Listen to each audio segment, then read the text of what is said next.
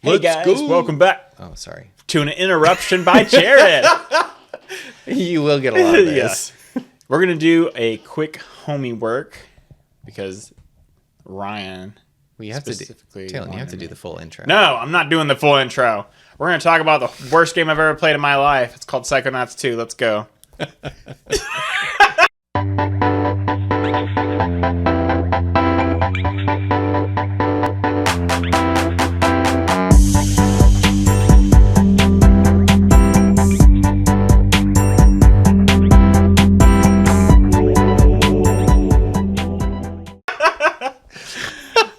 Just Man, kidding. we are off the rails. We didn't even get to Did I Say It? That's right. Okay, I'm sorry.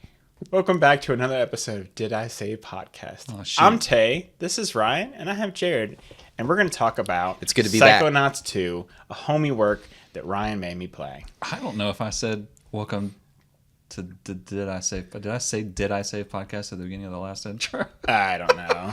We'll never know. Yeah. Probably not. We will definitely find out. Okay.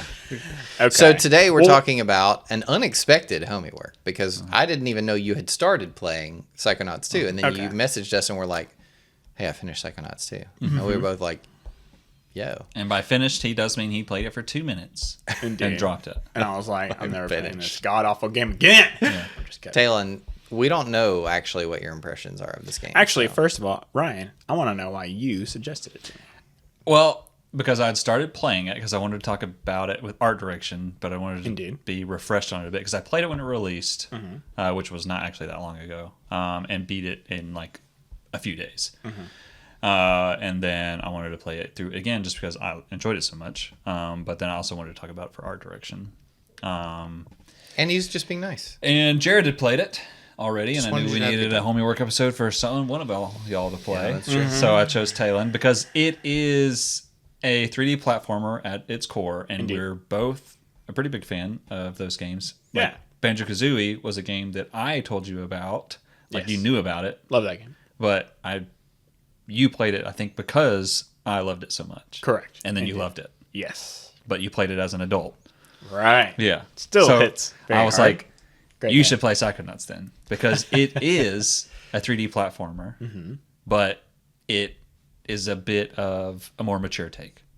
Indeed. Yeah. So I just wanted to read And your I had thoughts on it. played the original. The original Psychonauts? Yeah, Okay. and I love that game. Yeah. Yeah, it's So great. we'll preface that I played Psychonauts 1 Okay. a long time ago. Full context. Great game. Yeah. And then like 12 years later, they're like, here's Psychonauts 2, randomly, which is insane. A But very I think they troubled did development. There's a Rhombus of Ruin, which is a VR game, which came out before Psychonauts 2 did. Pretty short, Yes. Pretty short. but supposed to be pretty good. The story of Rhombus of Ruin is like immediately after Psychonauts 1. And then Psychonauts 2 is immediately after Rhombus of Ruin. There's some callbacks to there's like, I guess, to it. There's nothing you're missing in the time span Yeah.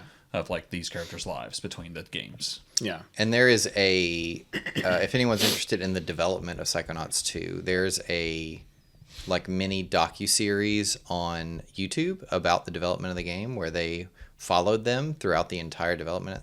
And it's fascinating. It's super interesting, but it was a pretty troubled development. And to see imagine so. all of that like unraveling on camera with all these different people, and like halfway through the development they're acquired by Microsoft, and like to see all of that stuff happening behind the scenes is really interesting. I'll have to check You know, that I out. didn't even think about that, but yeah, you're absolutely right. Yeah, it's really cool. Okay. So I recommend it. Yeah. So Psychonauts 2, or Psychonauts just in general, is about Raz, or Rasputin Aquato. Oh, And Yeah. he What a name. is indeed, he goes by Raz.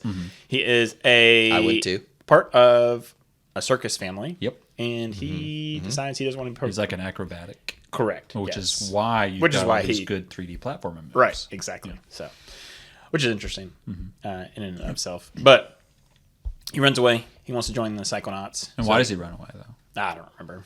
Because he has psychic abilities, Oh yeah, that's right. That's and right. his family is afraid of that. Yes. Because the family has a curse. that's weird. A family of acrobats, like you work in a circus. Yeah. Like you think he'd be like, yeah, you'd think they'd be like money. Yeah, well, there's a bit of a twist on why they are not so happy with his abilities. It's not that they disapprove of it. It's that they have. I don't know how much I want to talk about. Yeah. The story Yeah. We don't have stories. to spoil anything because I think the point of Homiework is to either recommend or not recommend the game. So.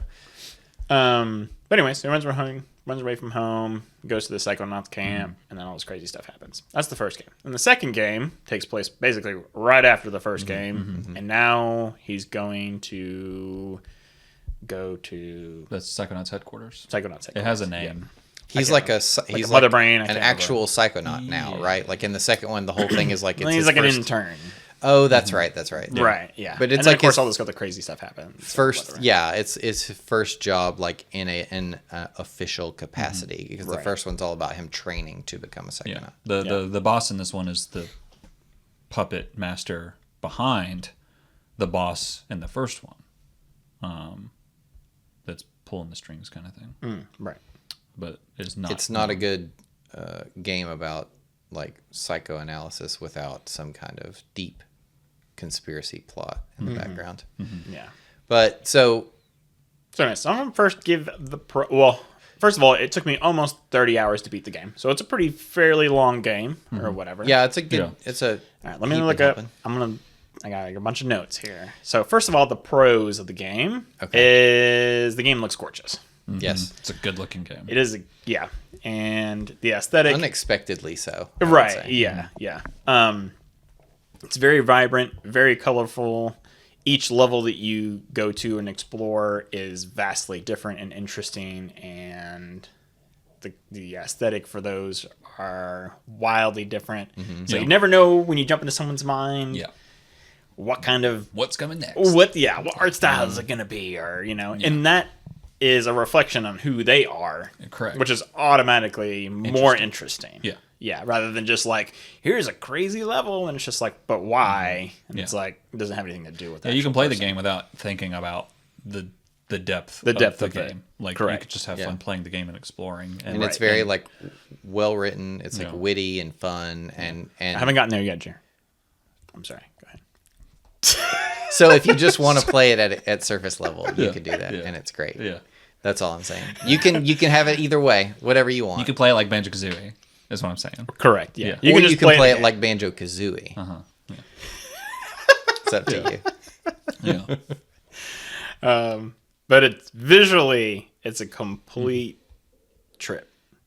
Okay, the story was intriguing. I really liked the story. Yeah. It was very heartfelt. Each experience you have jumping into like these new characters' minds has a very heartfelt story behind them. Like very early on, this isn't very spoiler. You're so close.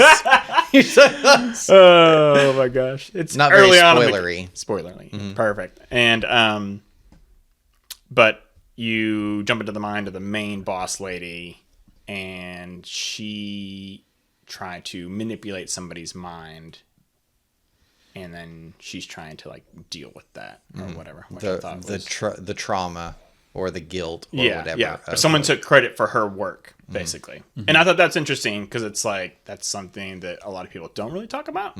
So I thought that was really cool, rather than just being like a lot of other, I don't want to say like generic traumas that people use, like in stories and stuff like that. Yeah. Like, trauma is a big deal, but it's not very grounded in the same way. Like most of us haven't had to deal with the trauma of like killing someone, right? But the trauma of like having something you worked really hard on stolen from you, taken credit by someone else is like a thing It's that huge most defeat. people have struggled with. Yeah. So and it's more grounded in that sense, and I really like that. Yeah.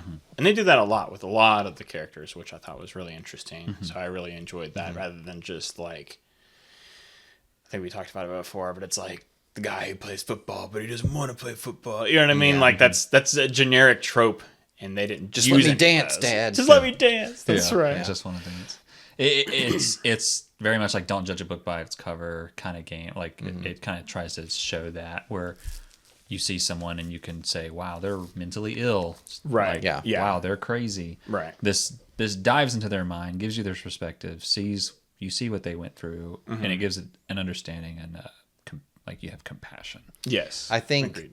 compared to a game like Hellblade, which is all about mental illness, and it tries to do it in a like thoughtful way, but it's so much about like trying to make you understand the burden of mental illness of like, oh my gosh, this is so like overwhelming and like makes you feel so like claustrophobic and like anxious and blah blah blah.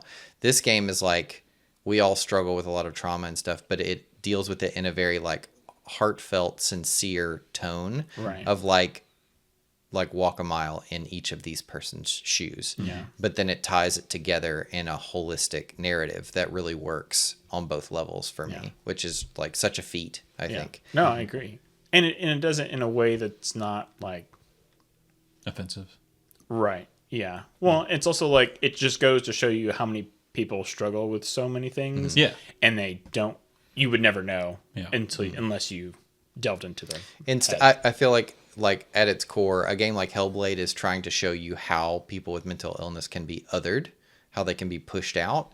And this game is trying to make you willing to pull those people in. Yeah. And make you accept those people and understand them better. Yeah. So I think that's a big difference in tone, and I think Psychonauts does that super well. Yeah. I think by its nature of like the psychoanalysis thing of like jumping into people's minds and understanding them really helps you to connect with those characters in a way that most games can't actually do at all, because it just doesn't work in that context. Yeah. So you get really close to these characters while also seeing what they struggle with and that kind of thing. That's really cool. I love that.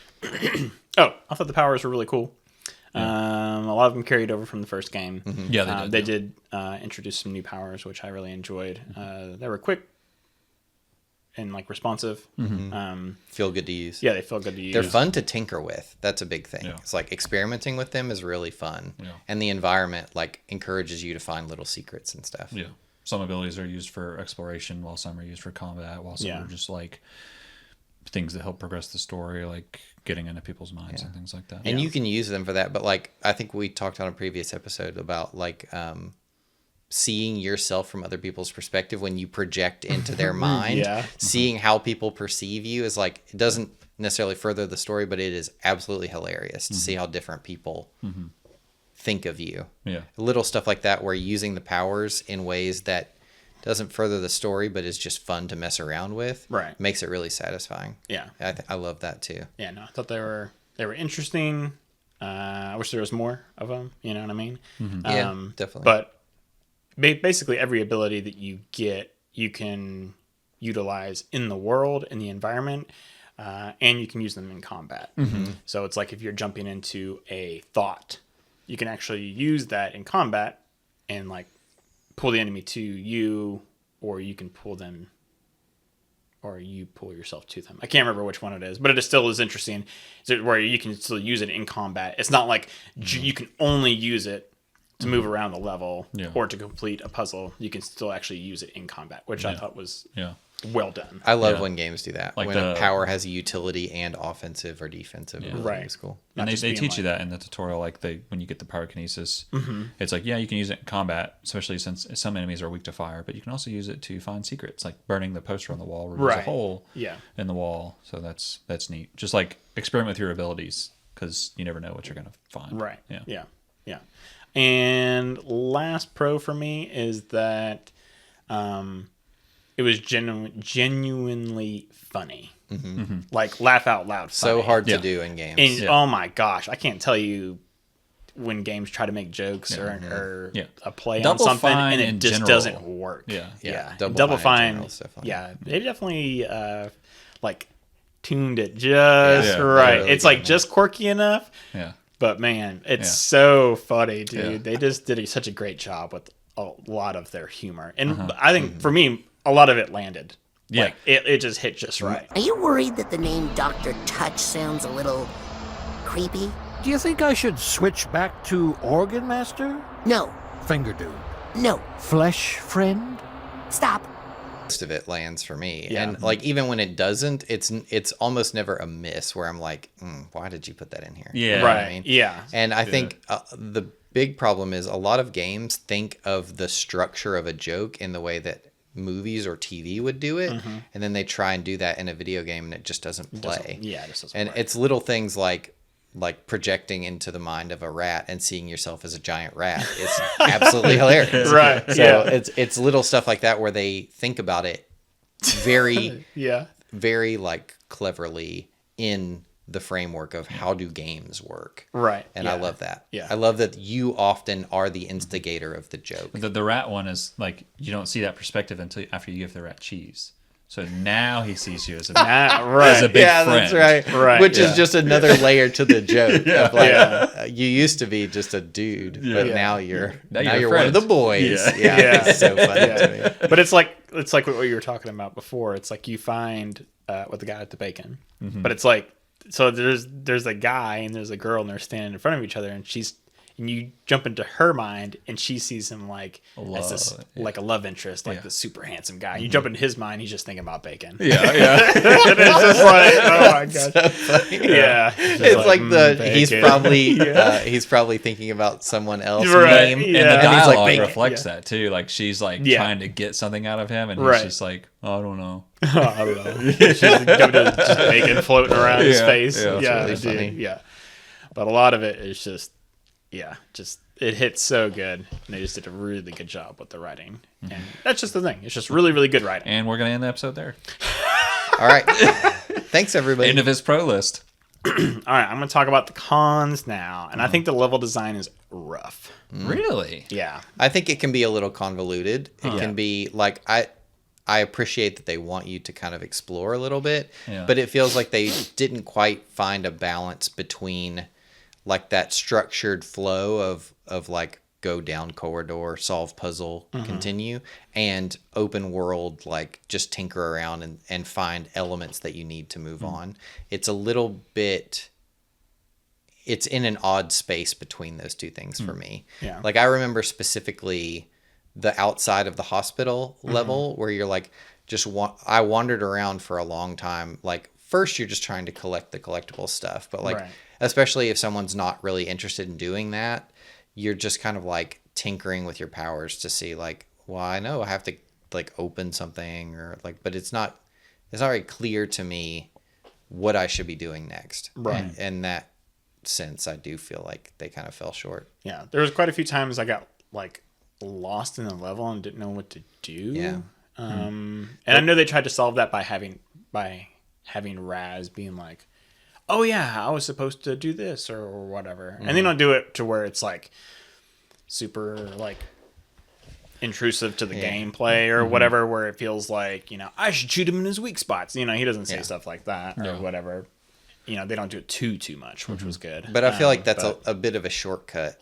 Just having your character be like, I should check behind that painting is not really, that's not good level design. That's like circumventing good level design. Right. Like I wish they had more of like a Half-Life 2 approach of where like you just have visual cues. Yeah. Another thing is I wasn't sure if I could interact with certain objects in certain points. And then like I thought I should be able to or manipulate it. And then I wasn't able to. And I was confused why I wasn't able to interact. I did with get them. that.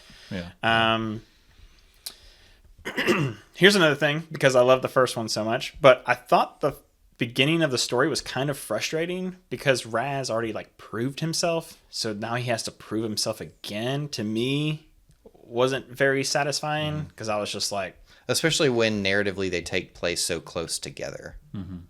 Yeah. And so I kind of felt like it slowed down the pace a Well, it little was bit. just like, I mean, I think narratively it makes sense. Yeah, I mean, it makes sense, but to me personally, it felt like it's less compelling to see that type of narrative. I mean, but I get it because most people probably have never even played. Well, he goes to this agency where he expects to be much more praised for his Right. work, but this lady is like a no-nonsense type lady that runs this place. Yeah. And she gets interns all the time Right. that think they're the stuff. Yeah, right, yeah. And he's just another intern to her. Yeah. And that's kind of where it's at. And Yeah, it makes sense in the narrative. I don't think it's like out of place or anything like that, but I would have liked, and they move away from it pretty quickly, I think, into like a different problem. But I think it would have been cool, I want a little praise too.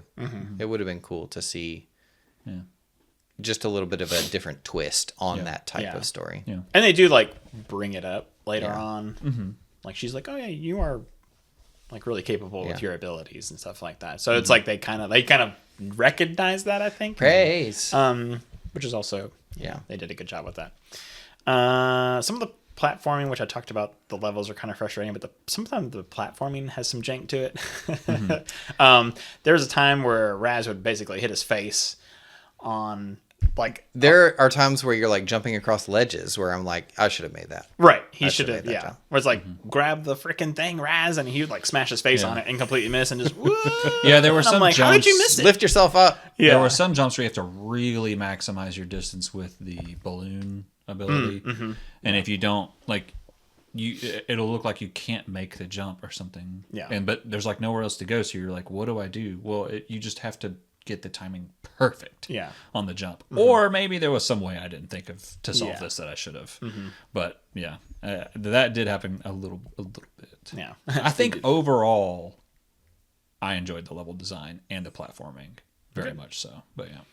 Here's my last thing is that sometimes basically the levels are split up into like 3 segments, and sometimes I thought, man, they are a slog to get through. Yeah, there's one level in particular, And the really 70s type of. it's like there's like I don't know. It's like I would have preferred fewer levels because there's so many There's a ton of them, levels, yeah. a ton of them. The psychedelic was one of my favorite ones just because I thought it looked really interesting. But You're correct. I almost wish they would have taken the route instead of like a lot of the levels. There's only one way to beat it, and you have to follow this certain path. It's linear. I wish I would have had, because you have all these cool abilities. If they would have just given you kind of a level, and then you decide how you solve it with your ability. That's the big difference between like Banjo-Kazooie, Super Mario 64, and Psychonauts is like you jump into a world on Mario and it's like, where do I get to go? I can go anywhere I want. And Right. Banjo-Kazooie, it's like, yeah, which way do I want to go? How do I want to solve this? Yeah. Well, Psychonauts is like you start here, you go here, right. and then you go here. Yeah. And it was then you're- becoming methodical. Yeah. And so to me, that was becoming less interesting. And also, it's like, as much as I love the quirky, crazy levels, they were almost giving me some fatigue because it's like, well, what wacky world am I going to be in now? And it's like, No matter how crazy something okay, is, when you've seen 8 different crazy things back to back, your brain just doesn't have a capacity to like acknowledge or appreciate how weird it is because your brain's like, I don't know what to expect at all anymore. Yeah. So like, this is just another weird thing. Yeah. You kind of tune Like out. making the, So I think you're probably right that smaller levels where you like explore that style a little bit more broadly would have helped your brain to appreciate it more. yeah. Yeah, I think if they fixed your last con, it would fix your first con or your second con. It would probably fix most of my frustrations with the game. Yeah, You know what I mean? Yeah. I don't think the game's bad at all. I definitely was getting like fatigued towards the end. I'm like, okay, I'm gonna have 3 segments in here. this Okay, up. now I'm in some paper world or something like that, and I'm like, okay. But I think just if they had a more open level, the library level. the Yeah, library that one level. was a little long. Yeah. You wanted it to get to the end. Yeah. But if they would have given you, you've got these cool powers. Now let me solve it how I want to do it. I think that would have basically solved all of my issues. with Yeah. I think the that's a game. really cool idea. More of an emphasis on like open world problem solving like that. That sounds awesome. Yeah, I think that would have been really cool. It's a good game. I would recommend it to people because it is a crazy platform. Yeah. with a lot of heart. It's got a lot of charm. It's got a lot of heart. But I would probably give it like a 7 out of 10. I don't think it's a bad game by any means. I probably won't go back to play it. I think it's one of those games where it's hard to give it a numerical score because the highs are Very high. very high, but also uniquely high. Yeah. Like getting good jokes consistently throughout a game is a very difficult challenge that they nail. Yeah. And so it's like yeah, I would give it a 7 out of 10. But the thing is, if you like funny games, this is your game. Right. You should play this game. It's going to hit hard for you. Yeah, so it's hard to give it a numerical score. And it's just like, I don't know. It's like the hub world didn't work for me as well as having the campground did. Mm-hmm. You know what I mean? Where it's like everybody's there, and like the interns were kind of hit or miss. I also for just me. the kids in the camp are absolutely hysterical. Like all of them are so weird and you hilarious. definitely miss those characters in the second one. You do for sure. But yeah, I think if they just fixed and tweaked it, I would still love a Psychonauts 3. Oh, I think that they just keep going, just keep making them. Mm-hmm. I think, assuming Microsoft doesn't close the studio. No kidding, dude. I hope that they do it'd get be a chance to do a third one. Double Fine. I know. Well, you know. Yeah. Nothing to do with Psychonauts. I'm just worried that a studio as good and storied and accomplished as Double Fine Agreed. might be in a precarious situation, and I truly hope that we get to see them make a Psychonauts 3 that doesn't take over a decade. Yeah, it's weird. It's like I have this like there's like if you split Psychonauts into two, you just be like, I love all of this stuff. And then it's like, man, I really did not enjoy this stuff. It's like, just give me more of the stuff that I love. Yeah, I agree with your cons. To me, they weren't as much of a con as they were for you. To me, it was like, I just got over those things and was like having a fun time with the game. Yeah. And for The me, charm the game, and the mechanics Oh, and everything yeah. just made up for it. I think for me, it's more of like a 9 out of 10. Yeah. And I highly recommend. And I can even the absolutely first see game. why. You know what I mean? It's tough because Yeah. at some point you're talking about an average. Like 9 out of 10 is correlating so many different elements of this game into one score. So it's not, that's something critics have always struggled with is like, how do we communicate what this game actually feels like to play? Yeah. But I would say Psychonauts is a game where you will look back very fondly on playing it, but you will have these little yellow flags sticking up all along the way of just like, you made a platformer where it doesn't feel very good to platform. That's a shame. Yeah. Yeah. But I think it felt great to platform, but it would be nice to see it in a more open environment. The platforming itself is not bad, but there are just elements of it that feel like he was talking about that just feel a little undercooked. I remember multiple times, like when you're doing the balancing on the ball thing where you have to bounce, like the bounce feels a little floaty compared to when you're running and jumping. Yeah. The difference between those two things feels a little bit like two separate types of platformer. Yeah. Little stuff like that where I'm like, okay, I'm having trouble getting the hang of this because I keep alternating between these two different modes of travel and they feel very different. Yeah. That's the kind of thing that kind of like stuck in my craw for a very southern expression of frustrations in that game. Yeah. But anyway, overall, I love that game. Yeah. And It's a great game. It's the not kind a of bad game game where by it's any like means. I would buy merchandise of the characters in that game because they're so endearing and they're so memorable. Absolutely are. And it's hard to say. I just want the bacon guy. Absolutely. I just want a helmet with I bacon want on it. Raz as a rat. Well, Raz is voice acted by one of the voice actors from Invader Zim. Oh yeah, that makes Oh, sense. okay. Well, that was one thing that I appreciated is that they brought him back to play Raz again. Yes. And they kept him because he's like 10 years old. They kept his like immature child likeness still kept- intact, which I appreciated. So Yeah, it's great. I like you said. there's nothing like it. 7 doesn't feel unfair to me, but at the same time, it's such a labor of love from Double Fine. I feel like all their games are like it's a 7 out of 10 for most people.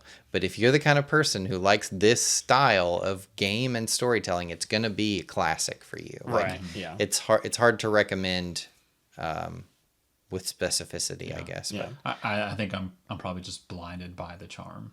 Yeah. But that's okay. The cons don't feel like much of a con. Yeah. I think that's what it is. they're just nothing so wrong with few and far between. Yeah. I think. Yeah. Okay. Cool. I'm glad you liked it. It's very cool. I guess I'm next up on the roster, but I don't have a Homiework yet, so we'll see what happens. Game for you, Taylor. Thank him for watching. Hey guys, thanks for watching. Play Psychonauts 2. Let us know what you think. Play Psychonauts 2. It's on Game Pass. The first one's also on Game Jinx, Pass. 1, 2, 3. Give me one of your Cokes. I already did. Did you not get one? It's cherry. It's not yet, classic. but or so vanilla. sorry. yeah, I don't want your trash Anyways, Cokes. thanks for guys for watching, and tune in. Check out our YouTube. Next week for whatever we've got. Yeah, we'll have something going on. Sometime. Sam Webster did the music for intro and outro. Sam Webster. Oh, you guys may not know this. Sam Webster did the intro outro music so good. All right, cool guys. Don't forget to save. Don't forget to say. All right,